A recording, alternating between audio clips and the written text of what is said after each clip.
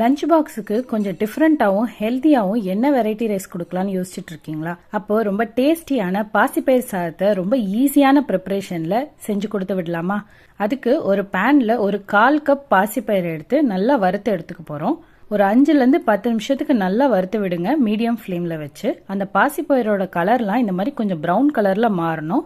அப்படி மாறி வர வரைக்கும் இந்த மாதிரி வறுத்து எடுத்துக்கோங்க. இப்போ எல்லாமே ப்ரௌன் கலர்ல வந்ததுக்கு அப்புறம் கொஞ்சம் ஆற விட்டுட்டு இந்த மாதிரி உரல்ல போட்டு நல்லா இடிச்சு விட்டுக்கோங்க.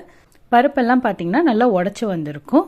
இப்போ இதை அரிசியோட சேர்த்து ஊற போட்டுக்கலாம். நான் 1/4 கப் பாசிப்பயிருக்கு ஒரு 3/4 கப் சாப்பாட்டு அரிசி எடுத்திருக்கேன். இப்போ அது கூட இந்த உடைச்ச பாசிப்பயிரை போட்டு நல்லா ஒரு 2 தடவை அலசி எடுத்துக்கோங்க. அப்பதான் அந்த உடைச்ச பாசிப்பயிரில் இருந்த தோலெல்லாம் வெளியே வந்துடும். இப்போ அதை நல்லா 2 வாட்டி அலசிட்டு தண்ணியில் ஊற வச்சிடுங்க. இப்போ நம்ம சாதம் செய்ய ஆரம்பிக்கலாம். அதுக்கு ஃபர்ஸ்ட் ஒரு 3 ஸ்பூன் கடலெண்ணெய் ஊற்றிக்கிறோம். இப்போ இந்த எண்ணெய் சூடானதுக்கப்புறம் ஒரு 1/2 ஸ்பூன் கடலைப்பருப்பு, 1 ஸ்பூன் சீரகம், 1 ஸ்பூன் கடுகு உளுத்தம் பருப்பு இதை போட்டு இது நல்லா பொரிஞ்சதுக்கப்புறம் இதுக்கு சின்ன வெங்காயம் போட போகிறோம். சின்ன வெங்காயம் ஒரு 10லேருந்து 12 சின்ன வெங்காயத்தை கொஞ்சம் சின்ன சின்னதாக நறுக்கி இது கூட போட்டிருக்கேன்.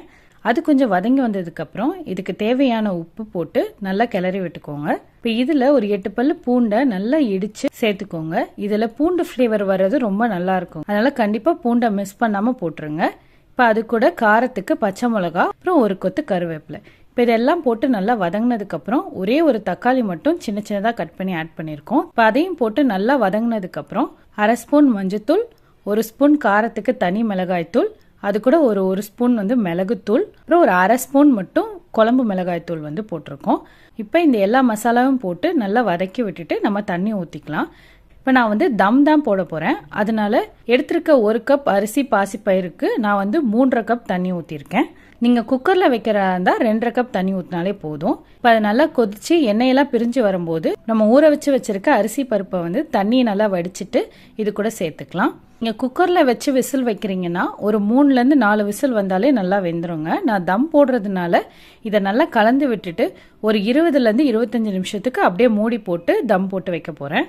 தம் போடுறதுக்கு முன்னாடியே உப்பு ஏதாவது கம்மியாக இருந்தால் போட்டுட்டு தம் போட்டு வைங்க.